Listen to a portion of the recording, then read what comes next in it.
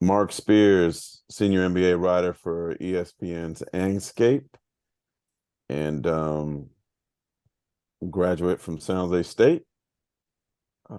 So what's my favorite moment? Probably my recent moment. I was received a Curt Gowdy Award for the Naismith Memorial Basketball Hall of Fame.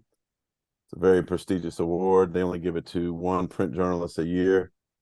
And so I'll be going into the class of 2023 into the Hall of Fame with expected the likes of Dirk Nowitzki, Pau Gasol, Tony Parker, Dwayne Wade, Greg Popovich, and also a television journalist, Holly Rowe. So I'm very excited about that. It's a great class right there. Yeah. Big time. Congrats. Okay, so you know what we're about, but I'll state it. So we're graduate students here at San Jose State. Graduated in May, last couple months, and our project has to do with studying the underrepresentation of racial and ethnic minorities in sports media. And so right off the bat, we know we only have a few minutes, but we're going to ask you just hard-hitting questions. And that question, or to start off, can you describe or give us your take on what it's like working in the sports media field as a journalist, as a minority? I don't like the term minority. Minority means less than. So I don't even really use that. I use people of color. Because if it gets to a time when, white people are the so-called minority, are they going to call themselves a minority? Probably don't think so. Mhm. So I like people of color better. For me, it certainly was a challenge early in my career and always has been. But during my first couple of years, I was covering college football and basketball. I was covering Major League Baseball, basically the first 5 years of my career. So I really didn't see anybody like me. Usually when I would go to the press box, whether I was covering Arkansas or Louisville or Kentucky, even Cal State Northridge, when I covered them because they were in the Big Sky Conference, I was usually only Black media person in the room, or maybe there was two of us if we were lucky, right? And then, in '99 when I started covering NBA, there were certainly a lot more, and there's many more now. But I think where most of the challenges come from is there are not a lot of people of color that are making decisions, that are bosses, that are editors, that are station managers, that are presidents of major corporations and media. And so oftentimes, decisions can be made that don't have, people of color and women in mind. And so I think, there's a ton of folks of color, a ton of women that are writing stories and much more now than before. There are a bunch of us that are in front of the camera, but how many of us are really making decisions? How many of us are making sure our stories are told? That I think is the bigger, question and issue now. Yeah, definitely. And like you were saying, growing up, there weren't a lot of other people in the media rooms or just on the TV that maybe represented other people of color. Do you say that in your position you have, or you say have a pressure to kind of like be that role model for the next generation? I mean, I think that every journalist has that pressure because you're supposed to bring other people up. That's just how I've always looked at it. Like if you just are worried about yourself, that to me that's a selfish and poor mentality to have. There've been a lot of people, white, black, Hispanic, that have certainly helped me along the way. It hasn't been just black people. So I feel it's incumbent on me that anytime somebody reaches out and asks for some advice or asks for some help, that I try to make myself available.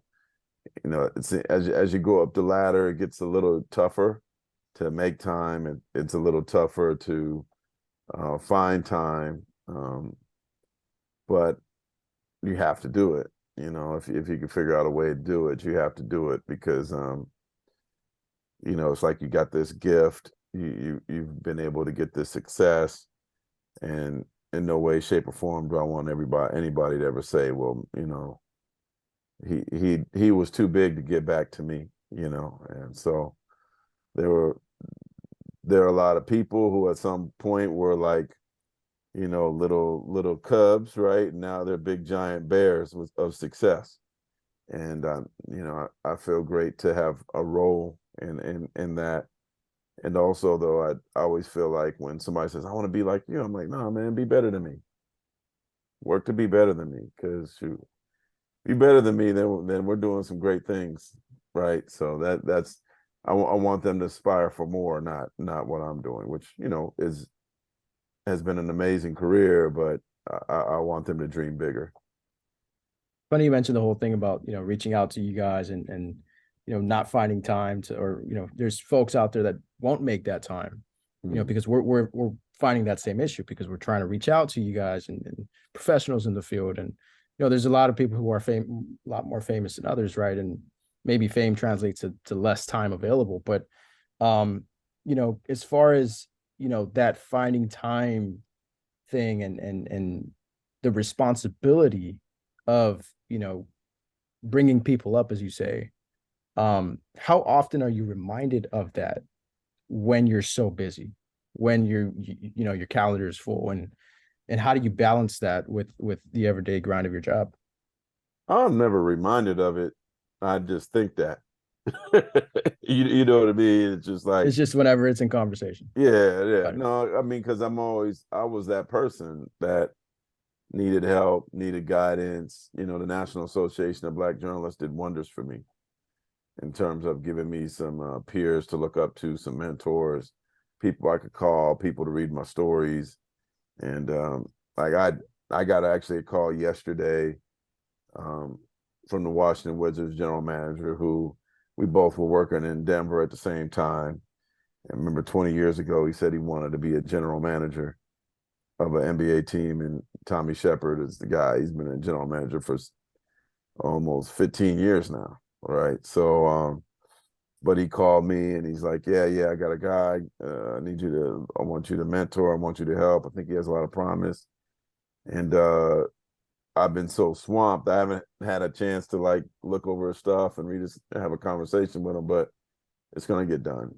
It's going to get done. And I always try to tell, you know, mentees, I'm like, hey, just know that a lot of times don't get frustrated if the answer is not immediate. It's nothing personal. It's just that, you know, we all got lives and we got things going on, but I always will respond. And I let them know, let me know when it's you know, it's a 911 call about something, right? Like, let me know when it's something that's urgent, so I could certainly help you out. Um, so it's no, I don't ever have to be like have my coat tugged because it's important for me. Like, I mean, look, I don't know y'all. I never met y'all, but you know, I'm doing it right. So like, cause Yeah, I know you're where you giving guys back. come There from, you go. and you know, I know it's important, and my day is crazy busy, but I like, hey, you know, let me help these cats out. They're doing big things, right? So I mean that's where being a Spartan carries weight, right? Like, hey, we're with San Jose State. Knock, knock, knock. I'm like, all right, let me see what I could do for these cats. Definitely appreciate it, Mark. Shifting a little bit more general though, do you believe there's a lack of diversity in the field of sports media as a whole, front offices, newsroom, assignment desk, photographers? And if so, why do you think that is, and what do you think needs to be done? Oh no, that's no question there is. I mean, it's you know, in terms of the NBA, I've been writing a lot about the lack of black coaches and lack of black front office people, and it's changed. Now the NBA actually they lost one black coach in Atlanta. So now I think half of the NBA's coaches are black now. 17 of the 30 are of color, I believe now. So that's still very, very strong compared to like 3 years ago when there was just like three. In terms of NBA front offices, there's certainly a lot more color. There's women as well. I think the thing that's kind of like you got to be careful about is there are a lot of black general managers, but they're also maybe a white president above them. So you kind of get tricked to think like they're running the show when they're actually number two. So when you say somebody's before it was the general manager was the top guy, now president is the top guy. The general manager is the number two. But when you hear the word general manager, you're like, oh, that's he's running it. A little misleading, yeah. Misleading, right? Yeah. So you have to be careful about that. I think one thing the NBA and NBA teams need to be extremely better on is bringing more black people into those roles. The league is majority black. I talk about a lot about the lack of the change needed in black coaches, which has happened, and in the front office, which is happening. But if you look at most of the media relations people, I bet you I could count all the black people in media relations on two hands. That's not good. I mean, you need more. I think that every team, it would probably behoove them to at least have one person. If you're going to deal with the players' media relation requests and different issues that they're going to deal with, at least have one black media relations member on a team. But my guess is that most teams do not. In terms of the media, I think in terms of NBA writers, NFL writers, that's where a lot of the top black writers are. A lot of the top writers of color are either covering the NBA or NFL. But I always try to tell young black writers, hey, if you want to move up the ladder quick, try Major League Baseball, try NHL, try college sports. College sports is how I jumped up. They all want to just go straight to the NBA and the NFL, and it's just a harder world. It doesn't work that way, and it's if you want to move up the ladder quicker. I mean, even I know a black writer for ESPN who covers the NHL, which I think is great. We have to do other sports, NASCAR is continuing to get bigger. Soccer, MLS, I think is on a trajectory where it's going to really, really get bigger and bigger and take off. I actually wish MLS would go at the same time as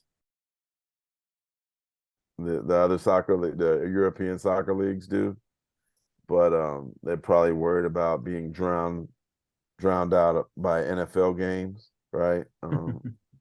And the colder weather, knowing that people probably won't come for soccer in the way that they will for football. Yeah, I just think that again, for media, there just needs to be more people that make decisions that are of color than they are now. That's where the biggest loss is. It's the Wizard of Oz jobs. It's the behind the scenes jobs that really make an impression on how our news looks every day. How do you believe the underrepresentation? So like in your kind of field, right? Sports journalism, storytelling, and being a reporter for in this case basketball, the underrepresentation of people of color in the sports industry affects the way stories are told, right? Because I mean, you mentioned basketball. We have say many African American reporters, and so you kind of build that rapport with a lot of the players. But say it's a black a reporter and a white athlete, and yeah, maybe that's rare. But how do you think it affects the way the stories are told? There's no like checks and balances that are right. If years ago I wrote a story for the Denver Post about the lack of blacks and the lack of white players in the NBA, and the editor changed it to lighten it up and make it so it didn't sound made it softer, made it easier landing into the story than the first sentence I had, which is the African American basketball players the white American NBA player is an endangered species. like they didn't like that sentence, but it was factual. It was something to, shake somebody and get them into the story. And so what I learned from that at that time was that, if you have all white editors, all white male editors, they're gonna like slant things to be more positive toward their people, right? Um, do black athletes, black coaches get the same grace? No, they don't, right? They don't. They don't. I mean, Like it's how it's about what's happening now? I mean, the whole first take thing went viral recently, right? With Kendrick yeah, Perkins, JJ Redick, yeah. and those racial biases involved. Obviously, like that's in reverse because Perkins, a former Hooper, but first of all, are you willing to share any opinions on that? Like just your thoughts Mm, on Perkins I mean, and had to it's say? what they're talking about is hard to tell because in 2006 they didn't list the name of the writers. Mhm. So my guess is at that time in 2006, the majority of the writers were white males. So I would assume that, I mean, the assumption would be that most of them voted for Nash, but because they didn't put their names aren't listed as they are now, there's no way to really prove it. So it would just be it would be speculating, but the speculation is probably correct. So I don't know if anybody's right or wrong because there's no way to prove it. One of the fundamentals, right? With Yeah, journalism in general, right? yeah. Proof. So obviously an important role of being a journalist, I would imagine, is building rapport with the athletes and the players in the sport that you're covering. I've listened to some of your hoop stories with Undisputed, and those are always great. You say that Undefeated, Undefeated, sorry. no Would you problem. say that your background maybe helps you build a more personable relationship with athletes in any way?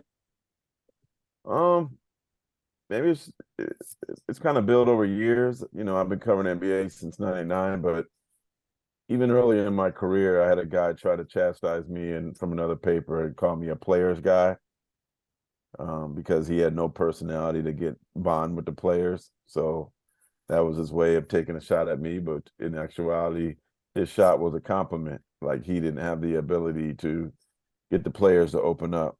I'm sure some way being black helps, but I just always have thought it was important to get to know everybody associated with a team, whether it's the CEO or the owner, the president, the star player, the sixth man, the last guy on the bench, the person that sells popcorn, and the person that cleans the bathrooms, cleans the floors, right?